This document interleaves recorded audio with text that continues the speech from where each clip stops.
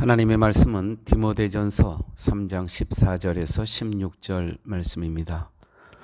내가 속히 내게 가기를 바라나 이것을 내게 쓰는 것은 만일 내가 지체하면 너로 하나님의 집에서 어떻게 행하여야 할 것을 알게 하려 함이니 이 집은 살아계신 하나님의 교회여 진리의 기둥과 터이니라. 크도다 경건의 비밀이여 그렇지 않다 하느니 없도다. 그는 육신으로 나타난 바 되시고 영으로 의롭다 하심을 입으시고 천사들에게 보이시고 만국에서 전파되시고 세상에서 믿음 바 되시고 영광 가운데서 올리우셨음이라. 아멘. 오늘 말씀 15절에 이렇게 기록되어 있습니다. 이 집은 살아계신 하나님의 교회요 진리의 기둥과 터이니라. 즉 하나님의 집은 하나님의 사람들이 모인 그러한 공동체라는 것이죠. 하나님의 사람들. 오직 진리만을 굳게 세우는 기둥과 터로서 존재한다는 것입니다. 오직 창조주 하나님과 그리스도의 이 땅에 오신 그 성육신한 사건, 또 십자가 사건, 부활의 사건, 또 그리스도의 말씀을 전하는, 그래서 이 어둠의 세상에 빛으로서 등대의 역할을 하는 그런 기둥과 터로서 존재해야 한다. 이렇게 말씀하고 계십니다. 교회는 진리의 기둥과 터로 세워진 하나님의 집입니다.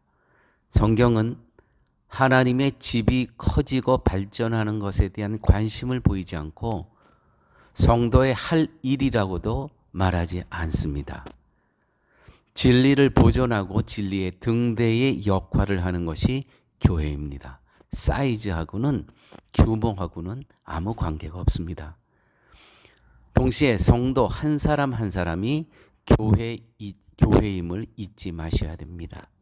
우리가 모이는 한 공간, 그 건물에 모이는 공동체, 교회이죠.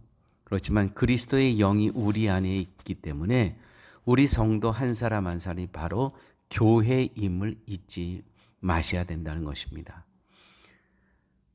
여러분, 이 말씀이 우리 성도에게는 매우 소중한 것입니다. 나로 인해서 살아계신 하나님이 증거돼야 되고, 나로 인해서 그리스도의 복음, 그분의 우리를 위해서의 십자가에서 죽으심과 부활하심과 다시 오심이 나 한 사람 한 사람의 삶과 언어와 삶의 자세와 태도를 통해서 보여져야 된다는 것이죠. 한 분 한 분이 교회가 되셔야 된다는 것입니다. 당시 에베소 교회는 사람들의 신화와 끝없는 족보에 창념하고 분쟁과 다툼과 서로 선생이 되고자 하는 그러한 싸움들이 많았습니다. 서로 더 높아지려는. 이 문제 때문에 바울은 디모데를 에베소에 남겨두었던 것입니다. 사람들이 이처럼 신화와 끝없는 족보에 집착하면서 분쟁하고 서로 싸우고 서로 선생이 되고자 하는 것의 중심에는 내가 더 너보다 우월하다, 이 마음이 많았던 거죠. 에베소의 교회가 참 어려웠습니다. 나는 감독이다, 나는 집사다, 는 이 우월감을 내세우면서 다른 이의 섬김을 받고자 하는 것이었습니다. 그러나 예수님께서는 이 땅에 섬김을 받으려 온 것이 아니고 오히려 섬기려 오셨던 그 예수님의 말씀을 그들에게는 망각하고 있었다는 것이죠. 에베소 교회가 그랬다는 것입니다. 혹시 우리가 섬기고 있는 사랑의 교회의 모습은 어떻습니까? 그래서 사도 바울은 이런 곳에서 목회하고 있는 디모데에게 감독과 집사의 자격을 말하고 있는 것입니다. 엄격하게 말하고 있습니다. 왜요? 교회가 어떤 것인지, 살아계신 하나님이 증거돼야 되는 곳이고, 또 진리의 기둥과 터의 역할을 해야 되는데 다 자기만 잘났다는 것입니다. 살아계신 하나님이 증거될 수가 없는 곳이 되어버렸다는 것이죠. 자신에 대해서 더욱더 집착하고 자신의 우월감과 자존심을 챙기는 일에 바쁘게 살아가며 하나님의 집에서 인간적인 것들이 끊임없이 나타내는 것을 보면서 사도 바울은 안타까움을 가졌던 것입니다. 그래서 사도 바울은 감독에 대해서는 11가지의 덕목과 집사에 대해서는 8가지의 덕목을 제시하고 있습니다. 저도 지금껏 목회하며 많은 사람을 그동안 세웠습니다. 말씀에 입각해서 세운 교회의 장로님과 또 집사님들, 권사님들 계시지만 물론 그들은 정말 말씀에 입각해서 세운 분들은 지금도 저하고는 떠났지만 섬기시는 교회에서 귀한 섬김의 삶을 살아가고 계시는 것을 볼 수 있습니다. 그러나 정 때문에, 의리 때문에, 친분 때문에, 교회를 섬긴 연륜 때문에 세운 분들은 직분만 갖고 있는, 다시 말해서 무늬만 있는 복음의 능력 없이 살아가고 계심을 볼 수가 있습니다. 이거는 솔직한 저의 부끄러움이고 제가 하나님 앞에 늘 회개하는 부분이기도 합니다. 교회가 기도하지 않고 사람을 세울 때, 또한 목회자가 기도하지 않고 정 때문에, 의리 때문에, 친분 때문에, 교회를 섬긴 연륜 때문에 사람을 세울 때 문제는 교회에 어려움을 당한다는 것이죠. 엄격하지 못했던, 제가 말씀대로 하지 못했던 저의 과오를 솔직히 지금도 회개하고 있습니다. 교회 여러분, 회개에는 왕복거리가 꼭 필요합니다.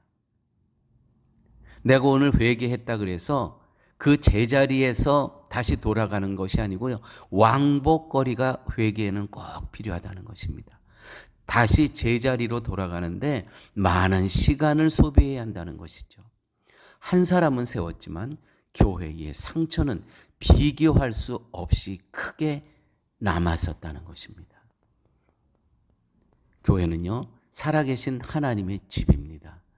진리의 기둥과 터의 역할을 교회는 해야 된다는 것이죠. 성도 한 분 한 분이 바로 또한 교회이므로 그 한 분 한 분을 통해서 살아계신 하나님과 진리의 기둥과 터의 역할이 한 분 한 분의 삶을 통해서 보여지고 또 들려지고 이분들의 삶의 소문이 나야 된다는 것입니다. 그렇지 않고 어떤 정 때문에, 의리 때문에, 친분 때문에, 특별히 교회를 섬긴 연륜 때문에 세웠다고 했을 때 그 한 사람은 그 임직을 할 수가 있지만 교회에 남는 상처와 또 그로 인한 후유증은 말도 없이, 말로 표현할 수 없는 많은 아픔과 상처가 남는다는 것입니다. 다시 한번 오늘 말씀을 마치면서 회개에는 왕복거리가 필요하다는 것 함께 기억하시는 시간이 되었으면 좋겠습니다. 아버지 하나님, 감사합니다. 에베소 교회에 인간적인 욕심만 난무했던 그러한 곳에 어쩌면 디모데도 정 때문에, 의리 때문에, 또한 친분 때문에, 교회를 섬긴 연륜 때문에 실수할 수 있었던 지도자를 세우는 일에 대해서 사도 바울이 안타까운 마음으로 감독의 자격과 또 집사의 자격을 이렇게 그 교회에 보냈던 것을 우리가 같이 상고했습니다. 아버지 하나님, 우리도 말씀에 입각해서 정말 사랑의 교회가 든든히 세워지는 일에 시간에 쫓기지 않고 기도하면서 하나님의 종들을 분별할 수 있는 저희들의 성숙함을 허락하여 주옵소서. 모든 말씀 예수님 이름으로 기도드렸습니다. 아멘.